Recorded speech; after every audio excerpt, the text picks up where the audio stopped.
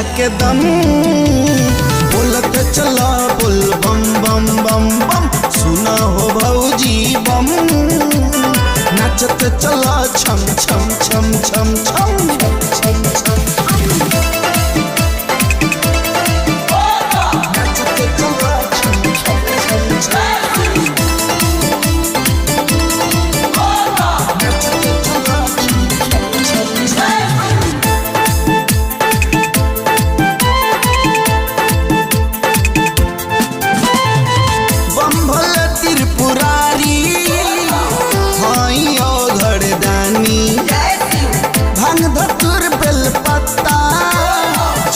से खुश हो जानी बम भोले त्रिपुरारी होई औघड़ दानी भांग धतुर बेल पत्ता जलवे से खुश हो जानी जब बाजे डमरू डम डम मार के गांजा के दम बोलत चला बोल बम बम बम बम सुना हो भौजी बम नचत चला छम छम छम छम छम नचत चला छम छम छम छम छम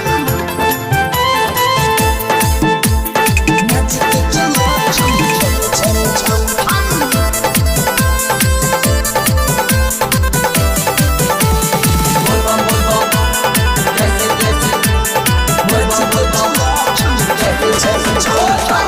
लागला सोहावन मन भावन ईसावनवा भोला जी के भजनवा गावे वीरेंद्र चौहानवा लागला सोहावन मन भावन ईसावनवा भोला जी के भजनवा गावे वीरेंद्र चौहानवा सुनु दूधनाथ जल हरदम मार के गांजा के दम बोलत चला बोल बम बम बम बम सुनो हो भौजी बम नाचत चला छम छम छम छम छम घर बट दूर बकिर जाना है जरूर देव घर बट दूर बकिर जाना है जरूर भल बाटे रुपया कम मार के गांजा के दम